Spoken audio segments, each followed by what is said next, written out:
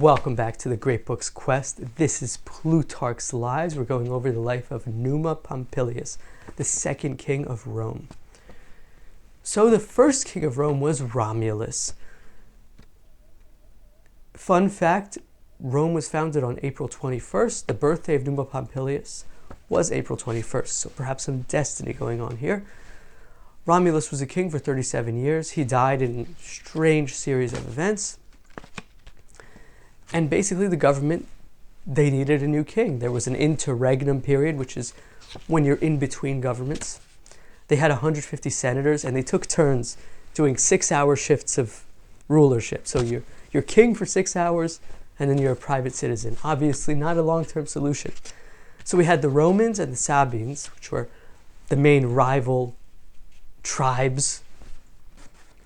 They got together to elect a man that they mutually would respect, and that was a Sabine named Numa. Numa was retired, not retired, but he lived a quiet country farm life.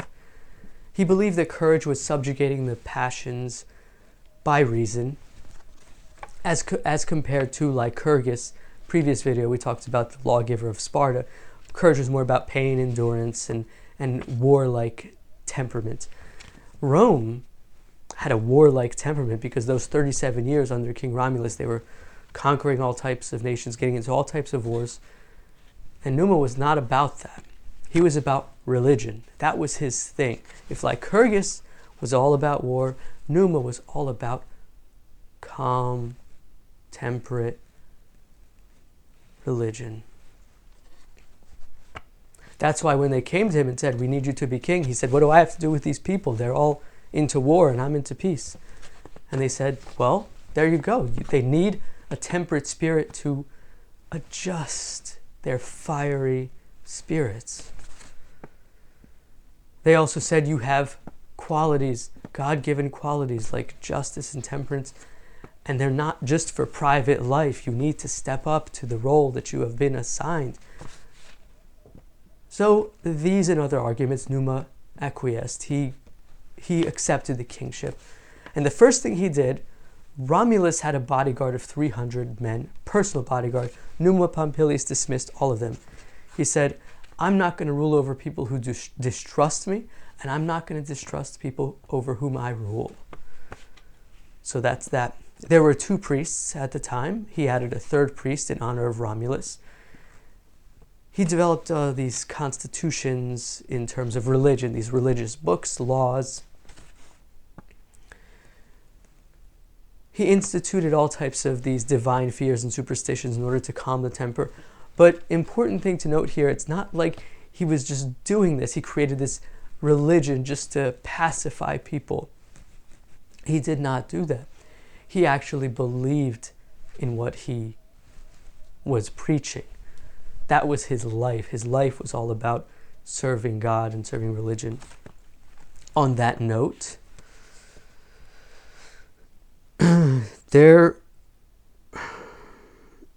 he was the Pontifex Maximus, the first high priest of Rome. He also created,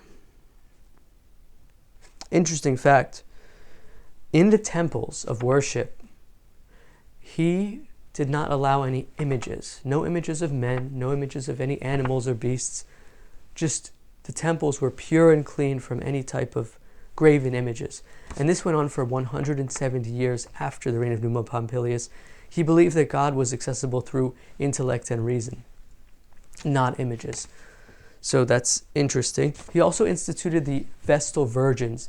The Vestal Virgins were so highly respected in society. It was a 30-year vow, 10 years learning your duty, 10 years performing your duties, and then 10 years teaching other women who were being initiated their duties.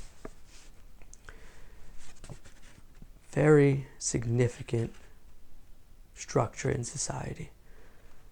The Vestal Virgins had all types of privileges that were denied to others, one of which was the ability to manage her own household, her own affairs. This was usually only allowed to mothers of 3 children or more. There was also a rule that if a Vestal virgin was walking along somewhere and happened to see a criminal on his way to being executed, she could pardon him if it were a chance occurrence and not pre-planned. Important.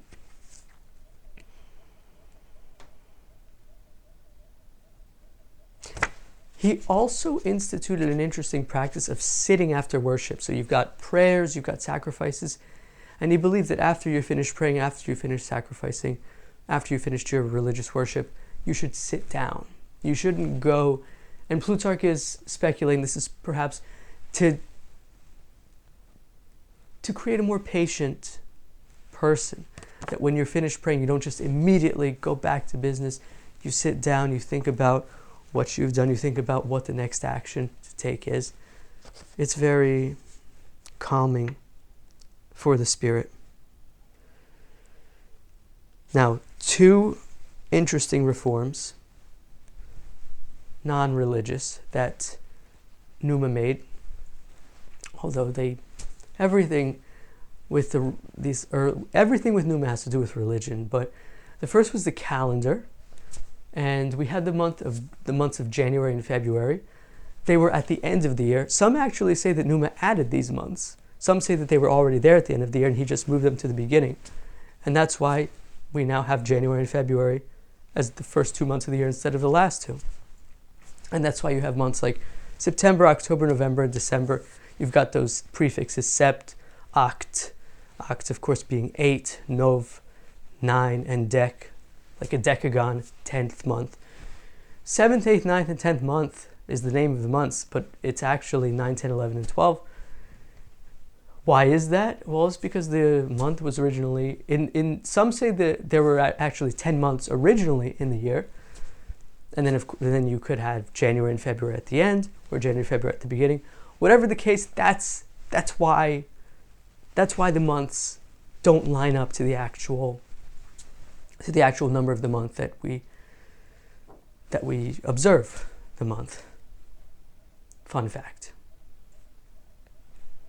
Another interesting fact, we've got Janus, after whom January is named. This Greek god of doorways. He has the two faces, one pointing towards the future, one pointing towards the past. It could also be good and evil. There was a temple of Janus it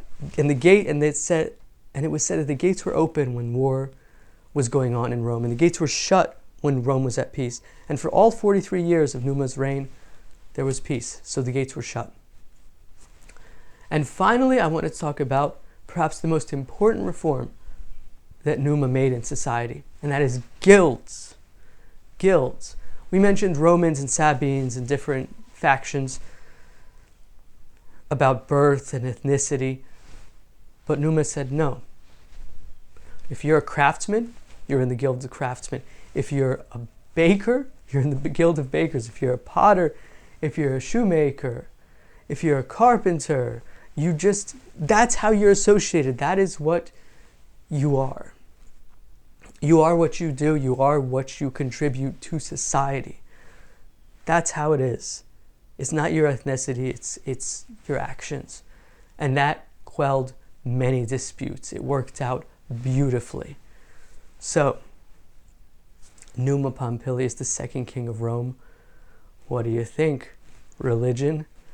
Not a bad way to go if you're genuine about it, as Numa was. Take care.